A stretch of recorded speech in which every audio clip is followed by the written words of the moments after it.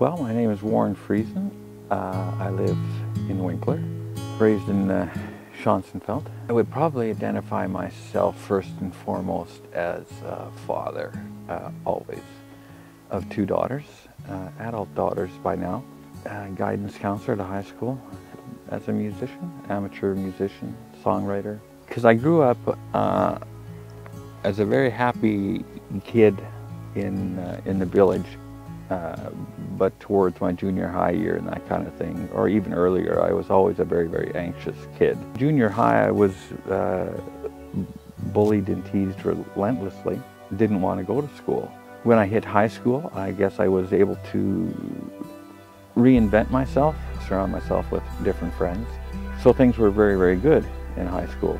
But then I started my second year of post-secondary at CNBC, and something went wrong in my mind, so to speak. I got extremely anxious, sense of doom that I just could not explain.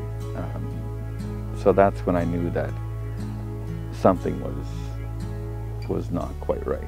Started seeing counselors, doctors, but eventually heard the words clinical depression for the first time. From there, it was trying to come to grips with or understand what that meant. And you hear the words mental illness, because I wanted to know whether I still had faculties or had the capability of understanding stuff and thought processes. Everything was fine. I could still read, understand, hold conversations. I felt like crap, depressed, sense of doom. I've never attempted suicide, however, I've thought about it. Had and still have parents, and they're in their twilight years, so to speak, but they're still checking up and seeing how I'm doing. Siblings who check to see how I'm doing, and friends and church community and all of that. More than willing to talk to people and say, I deal with clinical depression.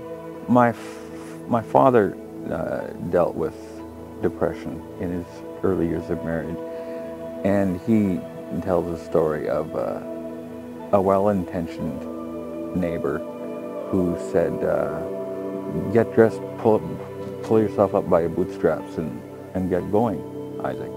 That's probably one of the worst things you could say to somebody dealing with a mental health issue or depression. You knew that they dealt with diabetes, you wouldn't go up to them and say, why? What happened?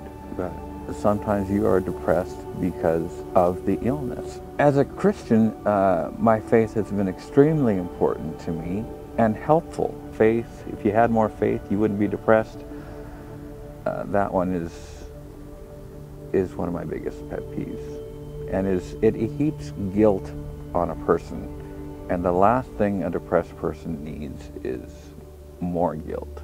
It is therapeutic for me to talk about it.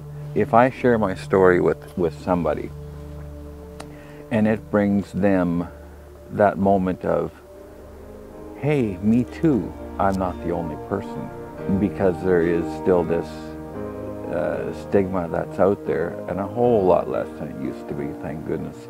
And if I can bring that kind of relief, because people have given me that relief, then there's this sense of, gosh, this dark road has not been for naught.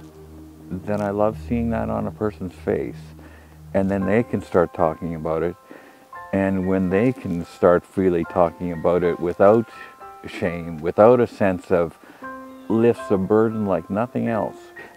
When you see all these people that went back into the crowd in Vegas to help, and then they're interviewed and they're saying, I'm not a hero, I just did it because it's the right thing to do. Then everybody that does those kind of things for people are heroes. Everybody's goal in this world should see, well, what kind of hero can I be today?